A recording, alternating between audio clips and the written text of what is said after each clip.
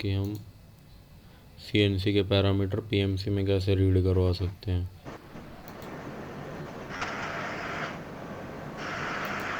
अलग अलग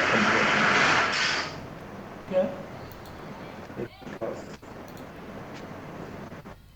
जैसे अपने 3003 का पैरामीटर था वो एक्सिस बाईपास के लिए, इन केस तुमने बाईपास करके मशीन को कैसे भी जैसे एटीसी की रिकवरी करते हैं तो उस टाइम पे हमें एक्सिस बाईपास करने की ज़रूरत पड़ती है।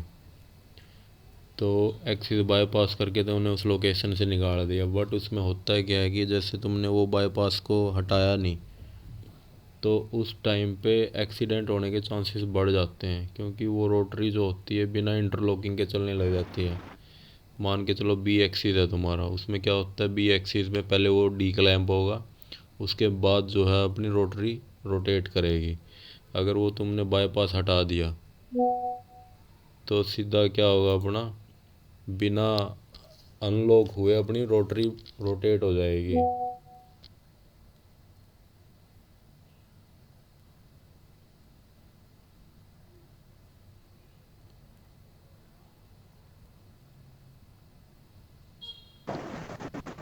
सर पैरामीटर समझ पाना कैसे उसमें पता लगता है? पैरामीटर जो है हमें पीएमसी में रीड करवाने पड़ते हैं, उसके थ्रू क्या करते हैं हम, फिर उससे क्या होगा अपना डायरेक्टली जो है उस पैरामीटर जैसे ही ऑन होगा ना वो, तो उसमें पीएमसी में स्टेटस ले लेंगे हम उस पैरामीटर का कि ये पैरामीटर ऑन हो गया। फिर उससे क्या करते हैं हम अलार्म जनरेट करवा सकते हैं उस पैरामीटर के थ्रू। तो वो ज़रूरी नहीं है कि एक्सिस इंटरलॉक का ही हो, और अदर पैरामीटर्स भी रहते हैं। अगर कोई चेंज भी हुआ है पैरामीटर में तो उस दौरान भी तुम वो ले सकते हो उसकी कंफर्मेशन कि ये पैरामीटर चेंज हुआ है। मुकेश एक बार वो बंद करियो। तो एक्स मतलब कोई सा ही पैरामीटर हो सीएनसी का, अगर वो चेंज हो जाता है, दो टाइप के पैरामीटर रहेंगे। एक तो रियल पैरामीटर, तो वो रहते हैं जिसमें डेसिमल की वैल्यू रहती है अपनी, उनको रियल रियल नंबर पैरामीटर बोलते हैं उनको, जिसमें डेसिमल की वैल्यू रहती है। तो कल जो था वो बता रहा था मैं 3003 का कि वो कैसे पता लगेगा कि ये पैरामीटर चेंज हो गया, कि मशीन हमें अलार्म कैसे देगी। तो वो दिखा रहा हूँ आज एक बार बना के ना।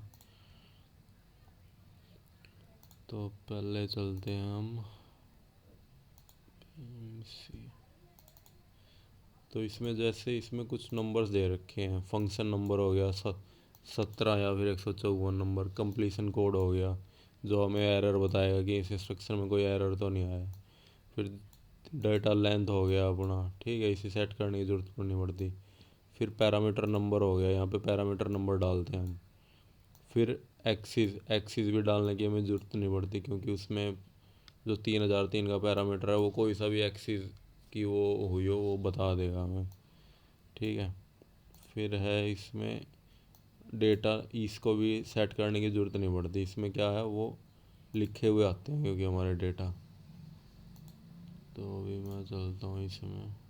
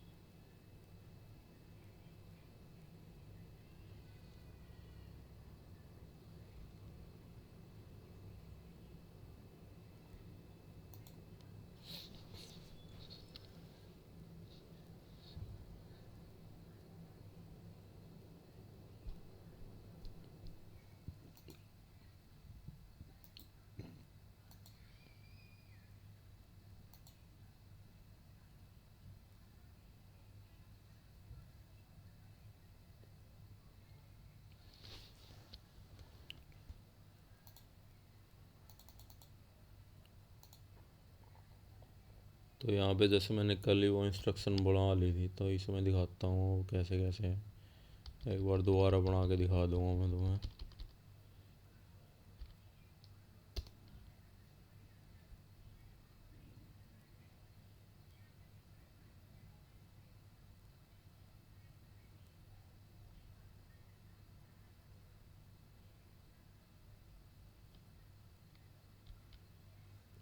अभी जैसे ये वाला था वो, ठीक है अपना, यहाँ से स्टार्ट होता है नंबर। ये इंस्ट्रक्शन है अपनी मूव की, जो डेटा मूव करवाती है कांस्टेंट डेटा को। तो इसमें नम बी में पहले मेरे को क्या 17 मूव करवाना है D1600 के अंदर। एज इट इज़ ऐसे ये इंस्ट्रक्शन लिखनी होती है हमें। ये पूरा का पूरा फॉर्मेट है उसका, कि तुम्हें जीरो में क्या मूव करवाना है, फिर टू में क्या मूव करवाना है, फोर्थ में क्या मूव करवाना है। अब जैसे जीरो में मैंने 17 नंबर मूव करवा दिया, ठीक है। उसके बाद दो में और चार में मेरे को कुछ भी मूव करवाने की ज़रूरत नहीं है। फिर जो छः आएगा उसमें मैं जैसे 1600 लिख रखा है ना मैंने यहाँ पे, तो उससे अगली जो लिखूँगा मैं वो 1606 लिखूँगा, ठीक है। इसमें जैसे चार हो गया,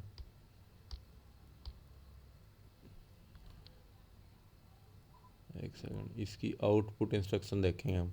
सॉरी, इसमें जो है जैसे जीरो में 17 मूव करवा दिया, दो में मेरे को कुछ भी मूव करवाने की ज़रूरत नहीं है, और जो चार है उसमें मेरे को वन मूव करवाना पड़ेगा, क्योंकि बिट और बाइट उसका जो उसकी जो पूरी वैल्यू आएगी वो या तो बिट में आएगी या बाइट में आएगी। तो मैंने यहाँ पे वन मूव करवा रखा है, D1604 में वन मूव करवा दिया। फिर जो पैरामीटर मेरे को रीड करवाना है उसका पैरामीटर नंबर डालना पड़ेगा मेरे को।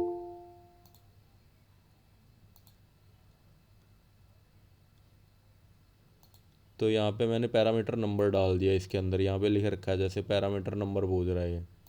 तो मैंने डायरेक्टली यहाँ पे जैसे पैरामीटर नंबर डाल दिया 3003 का, ठीक है, जो मेरे को रीड करवाना। उसके बाद आ रहा है यहाँ पे D1608।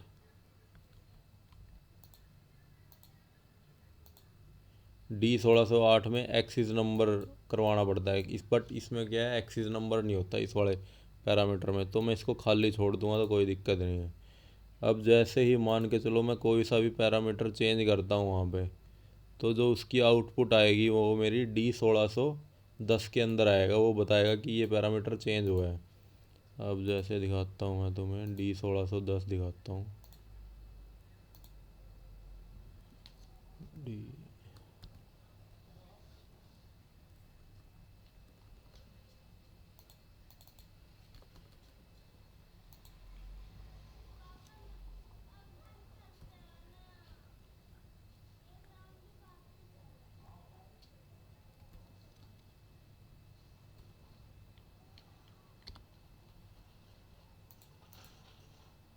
अभी जैसे यहाँ पे देखो तुम्हें, जो एक नंबर बिट ऑन है, फिर ये जीरो नंबर बिट ऑन है, दो नंबर बिट ऑन है और तीन नंबर बिट ऑन है। अब मैं जैसे 3003 में दिखाऊंगा तुम्हें वो कौन कौन सी बिट ऑन होंगी। अब जैसे इसमें भी ITX, ITL और DIT।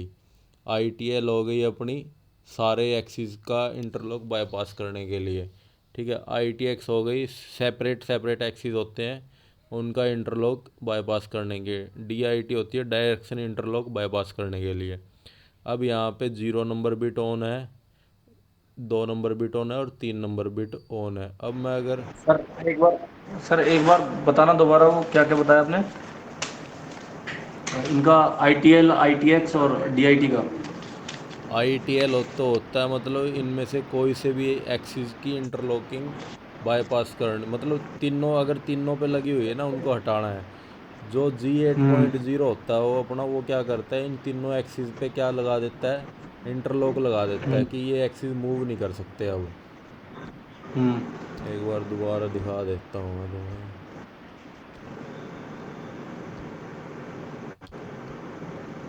जैसे ही G8.0 ऑन करेंगे ना हम, तो क्या होता है इनके आगे आई लिखा हुआ आ जाता है। उस आई का मतलब रहता है कि इन पे इंटरलॉक लगा हुआ है और ये मूव नहीं करेंगे ये एक्सिस। हम्म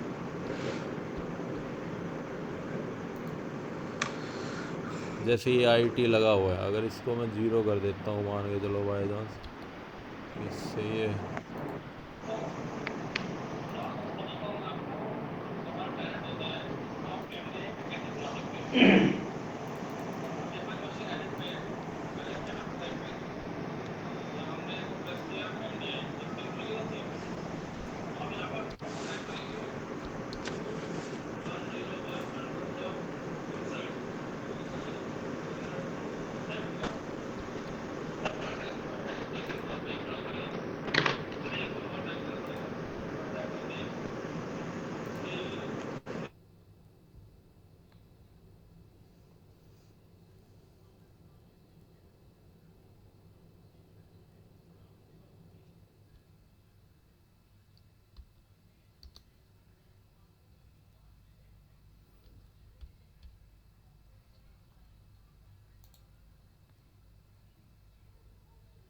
ये G8.0 है, ये सारे एक्सिसों पे इंटरलॉक लगा देता है।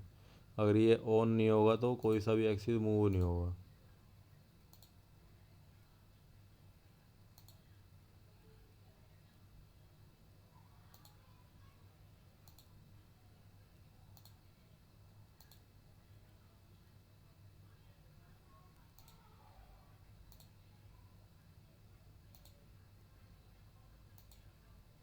अब जैसे इनके आगे आई आई लिखा आ गया, सबके आगे है ना, तो ये क्या है, इंटरलॉक है अभी। अगर मैं जोग में इनको मूव करवाने की कोशिश करूँगा ना तो ये मूव नहीं होंगे मेरे से, ठीक है। अब इसको बाईपास करने के लिए मेरे को क्या करना पड़ता है, 3003 का पैरामीटर है एक, उसको मैं ऑन करवा दूंगा। ये वाला जो पैरामीटर है MDI में लेके अगर इसको ऑन करवाता हूँ, देख वो इंटरलॉक हट गया। तो इस टाइप के 3 टाइप के इंटरलॉक होते हैं इसमें। एक तो ऑल एक्सिस इंटरलॉक, एक सेपरेट सेपरेट अगर हम 1 बाय 1 किसी स्पेसिफिक एक एक्सिस को इंटरलॉक करना चाहते हैं, या फिर डायरेक्शन इंटरलॉक करना चाहते हैं किसी भी एक्सिस का, कि या तो वो प्लस में मूव ना करे या फिर माइनस में मूव ना करे। तो ये जो 3 होते हैं ये एक्सिस के इंटरलॉक को बाईपास करने के लिए होते हैं।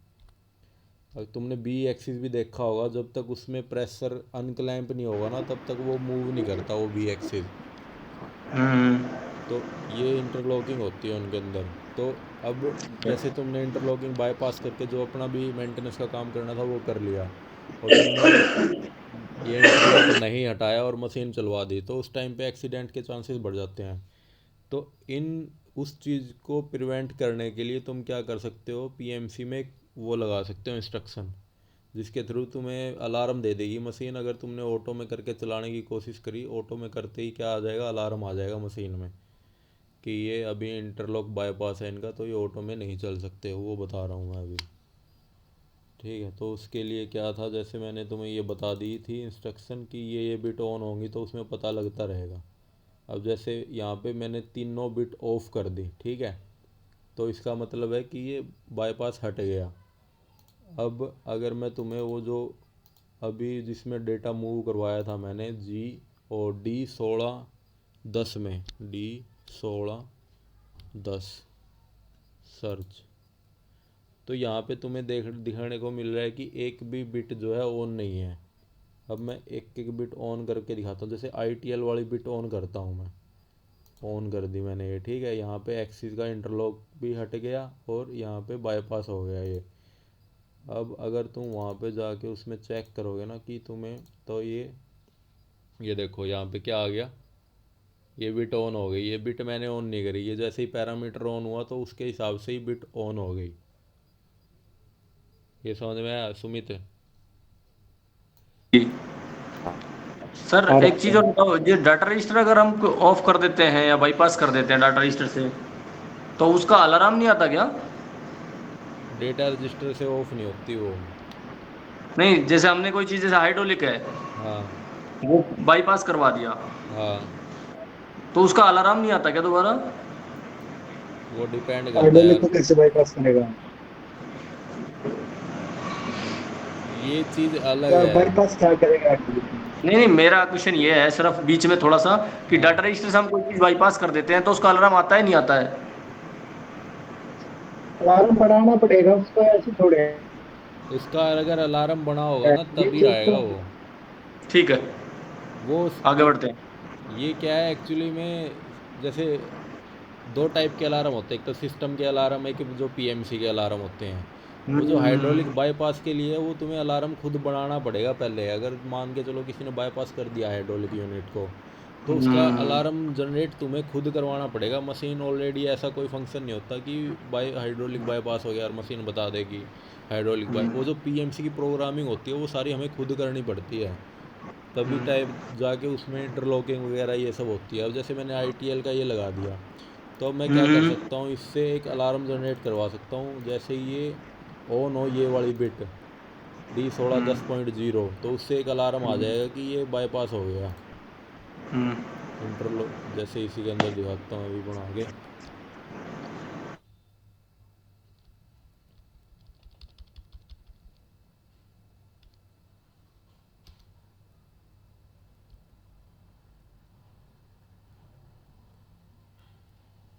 ये स्टार्टिंग के सारे डिलीट कर देता हूँ ब्लॉग एक बार।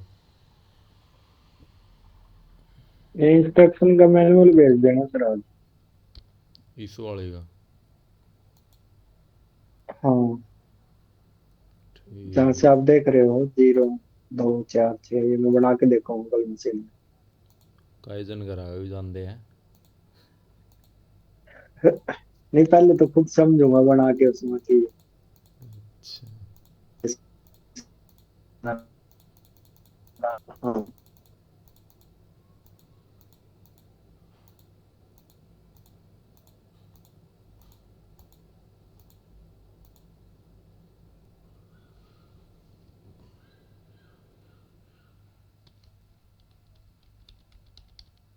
अब जैसे ही मान के चलो, अगर मैं उस पैरामीटर को ऑन कर दूंगा तो तुम्हें एक अलार्म बना के दिखा रहा हूँ मैं यहाँ पे।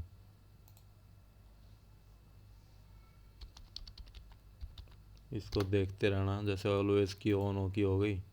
दूसरा हमें लेनी है DISPB। ठीक है, इसमें क्या है, अपने 200 डाल देता हूँ। ये अलार्म शो करने के लिए ये इंस्ट्रक्शन। इसको मैं एग्जिट एडिट कर देता हूँ। सॉरी, इसी में ये डी, एक सेकंड, जूम।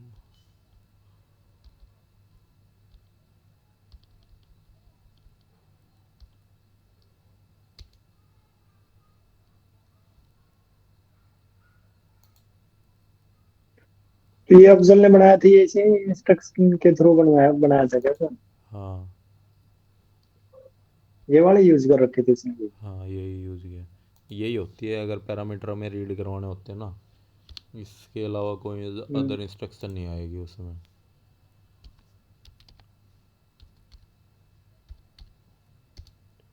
उसने D800 ही ले रखा था शायद, D800 800। हाँ, ये तो डिपेंड करता है, तो कुछ भी लेना चाहिए। ये वेरी कर सकता हाँ, है तू। नहीं ये, उसने ये ले रखा था। हाँ। हाँ, तो वही अब जल पहुंची हुई इसका चीज़ मेरे को थी। याद आ रहा है, यही था। अब तो आप जल, जो सिखा रहे हो 2 साल पहले मशीन में डाल रखी थी।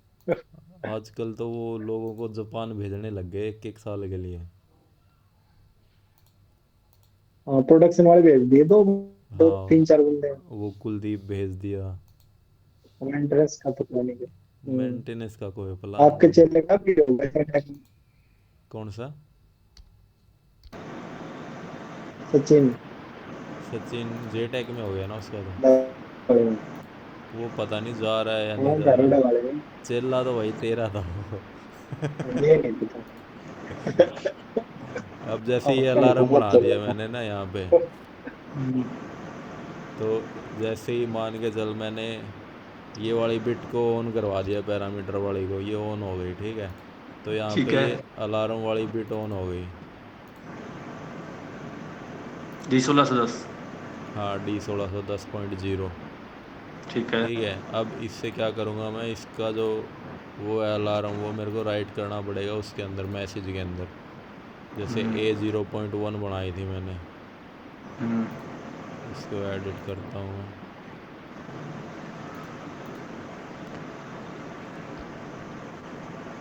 जूम, इसमें लिख देता हूँ ITL बाईपास।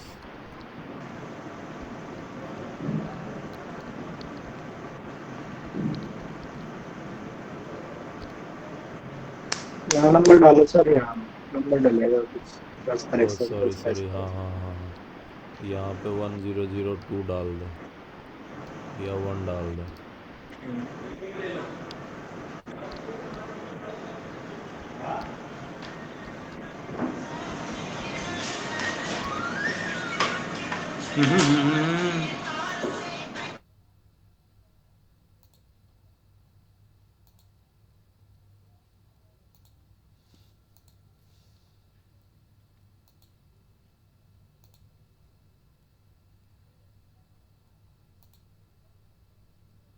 अब जैसे ही ये, जैसे अब मान के चलो सिस्टम में गया, इसको मैंने ज़ीरो कर दिया, तो ये अलार्म हट गया मेरा। ठीक है, अब जैसे ही दोबारा 1 कर दूँगा तो ये अलार्म आ गया ITL बाईपास। ये था अपना पैरामीटर को राइट करवाने के लिए, ओ मतलब सॉरी रीड करवाने के लिए। इन केस अगर तुम्हारा कोई सा पैरामीटर चेंज होता है, मान के चलो कोई भी आके बाईपास करके चला जाता है, तो उससे तुम डायरेक्टली अलार्म जनरेट करवा सकते हो। अब जैसे यहाँ पे अलग अलग बिट हैं सारी की सारी ना, ये तो था मेरा ITL के लिए। इन केस मेरे को ITX के लिए करवाना है कि ITX ऑन होते ही अलार्म आए। ठीक है, तो मुकेश इसके लिए मेरे को क्या करना पड़ेगा? यहाँ वो अलार्म बनाना पड़ेगा ना उसमें 1610 के आसपास कहीं। कौन सी बिट उठानी पड़ेगी मेरे को? 1610 में आसपास देखना पड़ेगा कौन सा खाली है। वो हाँ। अरे यार तू समझा नहीं, ये पूरा 8 बिट है उसमें। हम्म 3003 में 8 बिट हैं। हम्म ठीक है, 0 1 2 3 4 5 6 और हम्म 7। ठीक है, हम्म मैंने 1 बाइट हम्म का डाटा जो है रीड करवा दिया 1600 में। हम्म ठीक है, तो ये जो है बिट नंबर 0 1 2। हम्म ठीक है, तो जो हम्म उसमें बिट ऑन होगी वो होगी मेरी D 1610.2 वाली बिट ऑन होगी। हम्म जैसे 1 कर दिया मैंने इसको। हम्म ठीक है, अब जो वहाँ पे बिट ऑन हो रही है मेरी, ये D 1610.2 वाली बिट ऑन हो गई। हाँ ठीक है। अब अगर मेरे को DIT डायरेक्शन इंटरलॉक का ऑन करवाता हूँ तो कौन सी बिट ऑन होगी? ये 16.3 होगी यहाँ। हाँ, जीरो, हाँ 16.3 होगी। तो ये अलग अलग बिट जो जो जैसे 1 बाइट का डाटा था इसके अंदर, जैसे मैंने प्रोग्राम के अंदर दिखाता हूँ, यहाँ पे ये डेटा लेंथ डाल रखी है, ये डेटा लेंथ है ना, तो ये 1 लिख हम्म रखा है मैंने D 1604 के अंदर। तो हम्म उसके हिसाब से ये क्या रीड कर रहा है, मतलब पूरी बाइट रीड कर रहा है एक।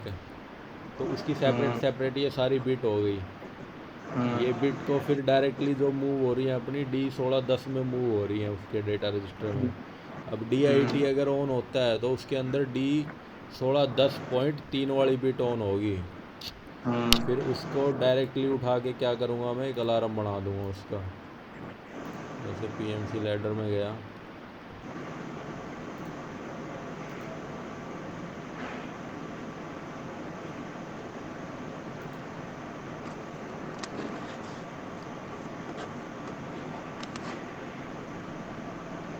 अब जैसे यहाँ पे मैंने लिखा और ये इंस्ट्रक्शन के बारे में बताओ। है DISPB, इसका क्या मतलब है? इंस्ट्रक्शन DISPB ये मैंने ये ये अलार्म वाली। अलार्म शो करने के लिए होती है ये इंस्ट्रक्शन यार, पहले बताई थी जब अलार्म का चैप्टर चल रहा था अपना। अगर मैं इस इंस्ट्रक्शन को डिलीट कर दूंगा तो मेरा सिस्टम कोई भी अलार्म नहीं शो करेगा। ये डिलीट कर दी मैंने। अब अगर मैं उसको ऑन करता हूँ ना, जैसे ये 0.1 बना रखा है मैंने, तो मेरे इस पे सिस्टम पे कोई अलार्म ही नहीं आएगा PMC का, अगर ये इंस्ट्रक्शन डिलीट कर दी तो।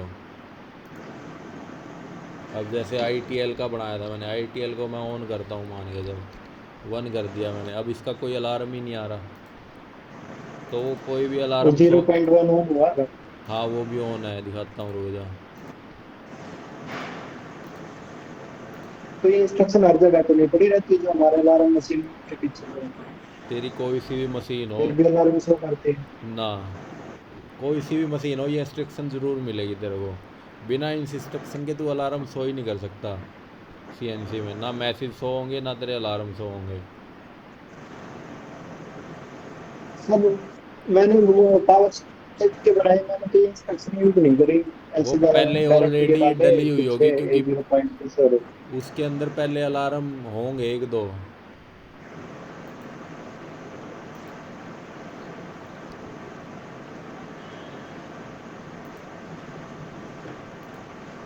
अब जैसे कोई सा भी अगर मैं इसमें से वो खोल लूँ ना, लैडर का बैकअप,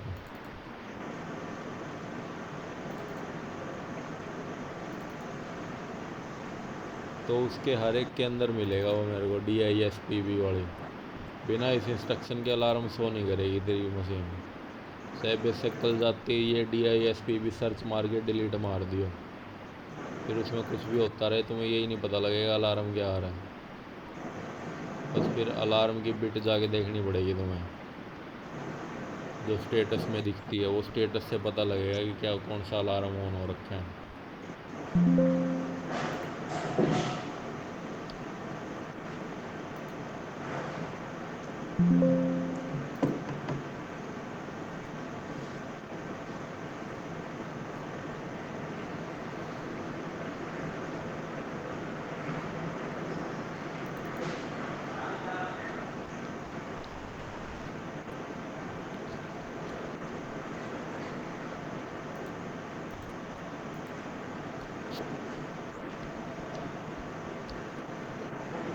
सर 0.0 ये 0.0 सर्च करो तो अलार्म पता होगा। A0.0 हाँ ये DISPV वाली सर्च करता हूँ ना। अलार्म के पीछे आप कह रहे हो कि मिलेगी तो 0.0 पिक्चर मिलनी चाहिए। अरे ये ज़रूरी नहीं है, हर एक बार ही लगानी पड़ती है ये। कोई भी नया अलार्म बना रहा है उस टाइम पे नहीं लगानी है, बट जो पहले अलार्म, समझा नहीं तू, ये एक बार ही लगानी पड़ती है। ये नहीं है कि तूने हर बार नहीं, नया अलार्म बनाया और उसके साथ ही बना रहा है। ये जैसे यहाँ पे है DISP भी लगा रखी है ये, इसके बाद ये अलार्म बने हुए हैं। ठीक है, अगर मैं कहीं और बना के छोड़ देता हूँ, मान के चल मैंने यहाँ पे नहीं बनाया इसको,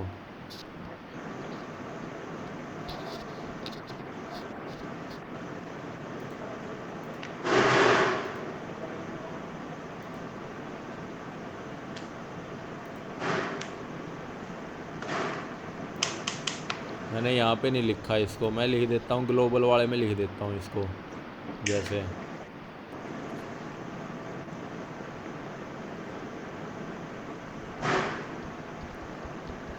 कल एक काम, सिर्फ एक बार यूज करनी पड़ेगी उसके बाद अलार्म बना होगा। हाँ बस एक बार ही यूज़ करते हैं इसको।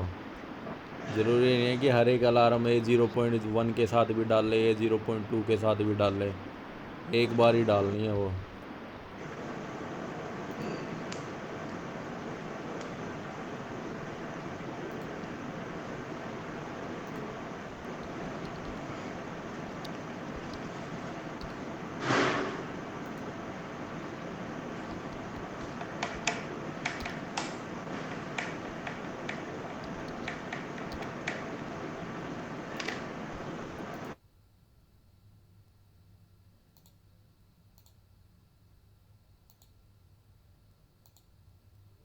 ये देख, ये इंस्ट्रक्शन डालते ही अलार्म आ गया ITL बाईपास का।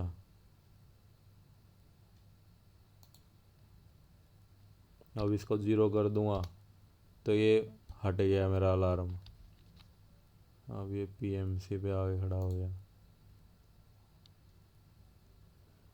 तो ये था अपना कि कैसे हम उससे रीड करवा के और उसका अलार्म बना सकते हैं। कोई भी पैरामीटर हो तो उसकी वैल्यू हम डायरेक्टली PMC में रीड करवा सकते हैं। फिर था इसमें एक तो डायग्नोस की वैल्यू कैसे रीड करवाएंगे। डायग्नोस में मान के चलो तुम्हारी कुछ एक वैल्यू रहती है, जैसे स्पिंडल स्पीड हो गई या फिर एक्सिस किस पोजीशन पे खड़ा है वो रीड करवाने हैं हमें। तो उसके लिए क्या रहेगा, अलग इंस्ट्रक्शन सर रहेगी। बैटरी का करवाओ। बैटरी का D202 है, एक बैटरी लो हो जाए सिस्टम की, उसका अलार्म आ जाए। सिस्टम की बैटरी लो, डायग्नोस नंबर क्या है उसका? 202। रुक जाओ अभी करवाता हूँ।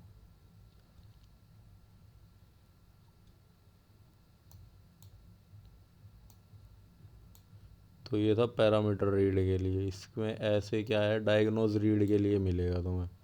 डायग्नोस में कई रहती हैं तुम्हारी वैल्यू, जैसे स्पिंडल की स्पीड हो गई, स्पिंडल का लोड हो गया, एक्सिस का लोड हो गया, वो चीज़ें भी तुम उसमें रीड करवा सकते हो PMC के अंदर।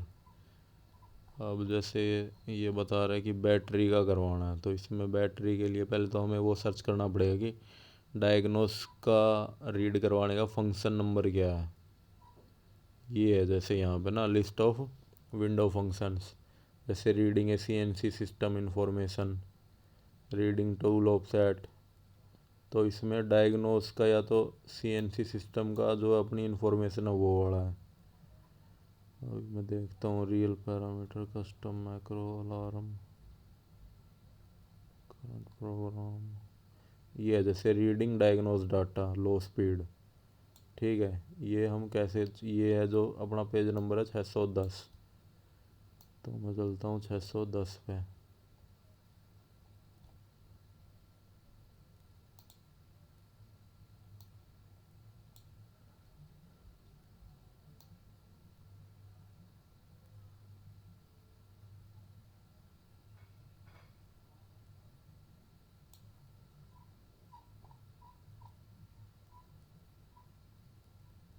ये है जैसे रीडिंग डायग्नोस डाटा, इसमें फंक्शन नंबर है अपना कौन सा है, 33 नंबर। ठीक है, उसके बाद आता है अपना कंप्लीशन कोड, ये हम नहीं डालते। फिर दूसरा है डेटा लेंथ कि कितने डेट, इसमें जो ये इनपुट स्ट्रक्चर हो गया, मेनली जो हमें सेट करना पड़ता है वो होता है आउटपुट स्ट्रक्चर। आउटपुट स्ट्रक्चर है इसमें ये वाला, पहला फंक्शन कोड, दूसरा कंप्लीशन कोड। ठीक है, फिर तीसरा है, चौथा है sorry data length bit byte में। फिर डेटा नंबर डायग्नोस नंबर डालना पड़ेगा इसमें हमें। फिर हम डालेंगे एक्सिस नंबर, कौन से एक्सिस का डाटा रीड करवाना है। ठीक है, फिर जो आउटपुट डाटा आएगा वो आएगा अपना इसमें। अब ये दो टाइप के रहते हैं, एक तो फ्लोटिंग पॉइंट होते हैं अपने, जो डेसिमल वैल्यू रीड करवानी हो। ठीक है, तो वो आएगा अपना इसके अंदर, इसके हिसाब से राइट करेंगे हम फ्लोटिंग का। तो और जो सिंपल डेटा रजिस्टर होते हैं, जैसे कोई भी नंबरिक वैल्यू हो गई जिसमें कोई भी डेसिमल पॉइंट ना हो, उसको रीड करवाएंगे हम इसके थ्रू। अभी चलते हैं जैसे हम उसी के ऊपर।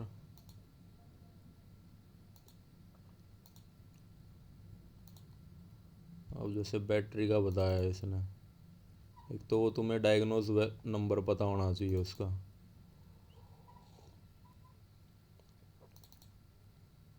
बट इसमें बैटरी का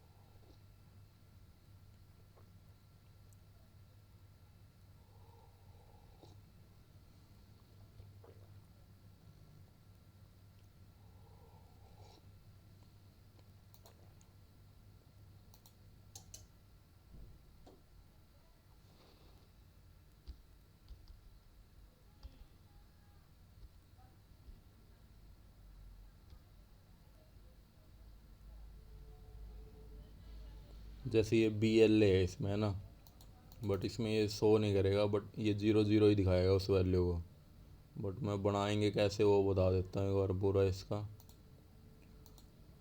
एज इट इज़ हम जाएंगे उसी के अंदर लैडर। शो शो शो क्यों नहीं करेगा फोन? क्योंकि यहाँ पे सारे जो पैरामीटर है वो 0 पड़े हैं ना, तो ये 0 ही दिखाएगा उनको। ये तो जिस एक्सिस की बैटरी लो ऑफ हो कर गई ना सकते हैं। उसमें वन आता है। हाँ, उसमें 1 लिखा हाँ, आता है, पर यहाँ पे 1 कैसे लिखवाऊँगा मैं इसमें। अब ये तो लैपटॉप की बैटरी निकालने से तो होगा नहीं। निकाल के देख ले क्या पता हो जाए।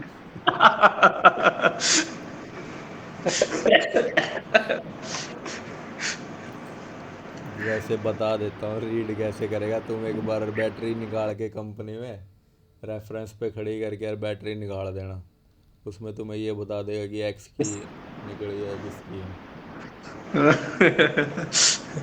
ठीक है।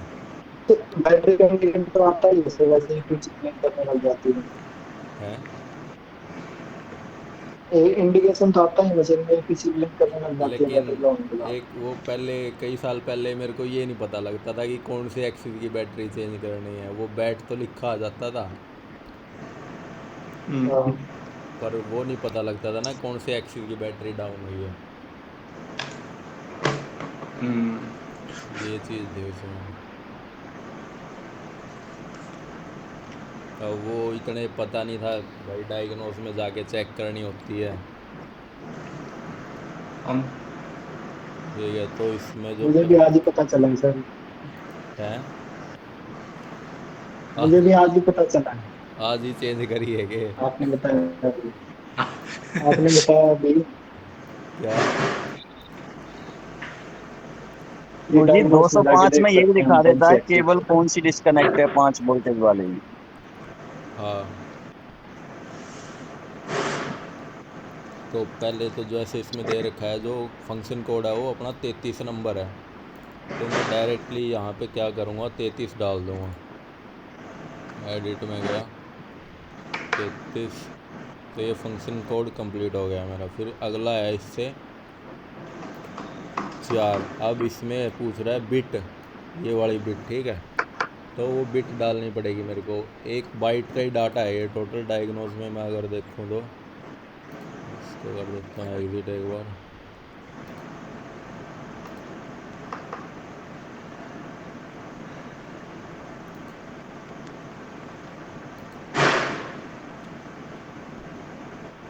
अभी जैसे ये वाला है अपना 202 में बी एल है, तो ये एक्सिस अलग अलग है, एक्स वाई जेड। तो ये टोटल जो है ये 1 बाइट का डाटा है, अलग अलग सेपरेट सेपरेट बिट हो गई है। 202.0, 202.1, तो ऐसे ही सेम एज इट इज़ उसमें आएगा ये लिखा हुआ। तो उसमें हमें एक्सिस नंबर भी डालना पड़ता है। जैसे यहाँ पे तो हमने फंक्शन कोड डाल दिया, इसमें डाल देंगे हम ये कि 1 बाइट का डाटा लेना है, ठीक है। इसमें जैसे 2004 में 1 बाइट का डाटा है। फिर आता है डायग्नोज नंबर, तो मैं यहाँ पे डालूँगा डायग्नोज नंबर। तो ये 3003 है, इसको मैं कर दूँगा 202।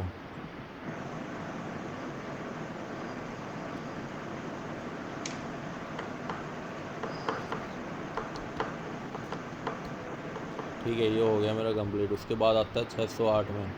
608 में मेरे को क्या डालना है, एक्सिस नंबर। एक्सिस नंबर रहेंगे अपने 1 2 3 से। तो यहाँ पे मेरे को एक्स का चेक करना, तो मैं यहाँ पे क्या कर दूँगा, 1 डाल दूँगा। अगर मैं ये 1 नंबर नहीं डालता हूँ तो इसमें क्या एक एरर आ जाएगा D1602 में कंप्लीशन कोड में। तो उसके अलग अलग मायने हैं, इसमें कुछ दे रखे हैं वो, जैसे ये रहा, diagnose data has been read from CNC normally, अगर वो 0 रहता है। The specified diagnose data number is invalid. फिर आएगा the data specified is attribute individual because it is neither 0 और एन नंबर ऑफ एक्सिस। मतलब अगर इसको मैं 0 कर देता हूँ, इस वाले को 1608 को मान लो 0 कर दिया मैंने, ठीक है। तो ये इंस्ट्रक्शन जो है एक एरर देगी मेरे को यहाँ पे। वो एरर किस में आएगा मेरा, सुमित, कंप्लीशन कोड का एरर किस में आएगा? 16 0 क्या? 2 में होगा यार। यू देख कंप्लीशन कोड, यू ही है कंप्लीशन कोड है अपने। तो वो 1602 में दिखा होगा। ये भी इसमें दिखाता हूँ।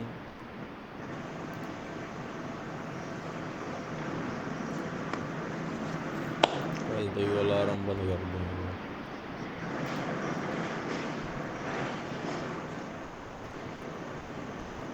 एक बार दोबारा ऑन ऑफ कर लेता हूँ इसको।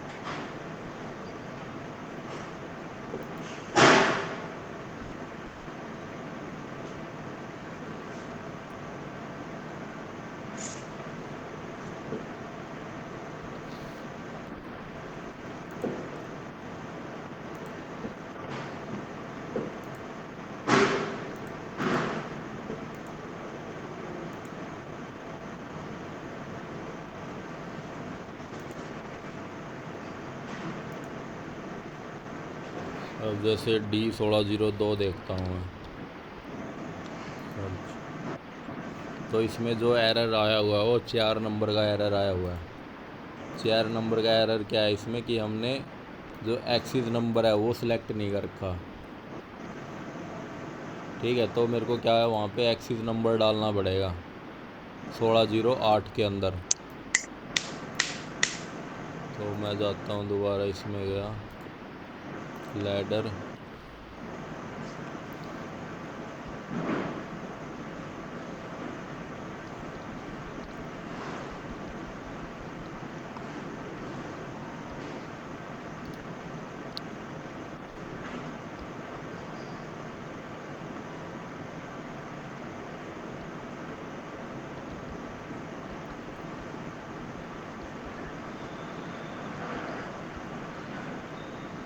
तो जो यहाँ पे 0 पड़ा हुआ है वहाँ पे मेरे को एक्सिस नंबर डालना है। एडिट ऊपर करके मैं डाल देता हूँ 1। ठीक है, फिर इसको करता हूँ मैं एग्ज़िट। यस,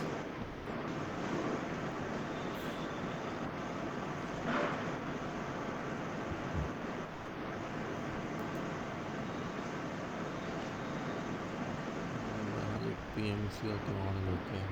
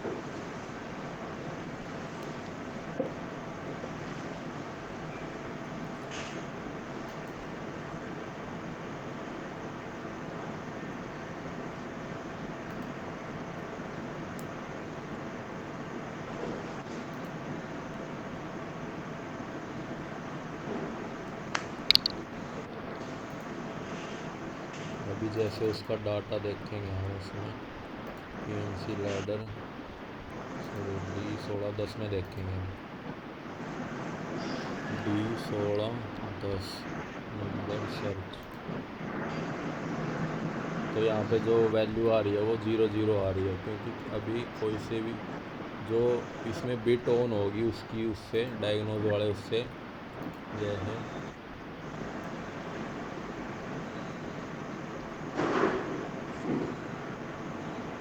ये BLA वाली है।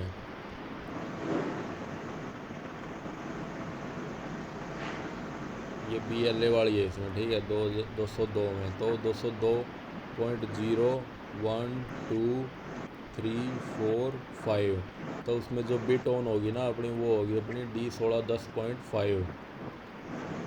ठीक है, ये था अपना डायग्नोज वैल्यू रीड करवाने का। तो अभी ना तुम्हारे लिए एक टास्क है, और जिसने वो कर दिया भाई उसकी फ़ीस मैं वापस कर दूँगा। तो टास्क यू है, जो एक ROTB की इंस्ट्रक्शन बताई थी मैंने आपको ना, उस ROTB में तुम्हें ये फंक्शन ब्लॉक लगा के अदर जो होते हैं equal to, less than, greater than, ये सब लगा के सेम एज इट इज़ वो ROTB की तरह काम करना चाहिए। ठीक है, अगर जैसे वो पाथ सेलेक्ट करती है क्लॉकवाइज और एंटी क्लॉकवाइज, तो same as it is work करना चाहिए उसको। उसमें बिट बाइट और ये सब होने चाहिए जो हम सेलेक्ट करते हैं। एक तो ये है, और दूसरी है डेटा सर्च इंस्ट्रक्शन।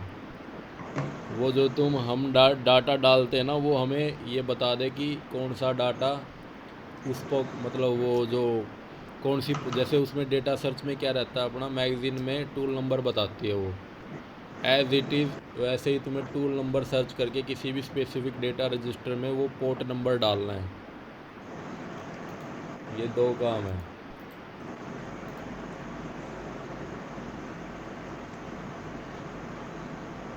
समझ में आई?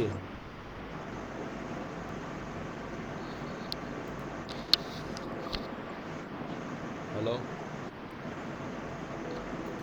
हाँ सर। ये करने हैं तुम्हें अगर तुम्हारे बस किया तो। एक तो ROTB का अल्टरनेट बनाना है तुम्हें इसमें, लैडर में, मतलब बिना इंस्ट्रक्शन के ROTB बनाना है तुम्हें।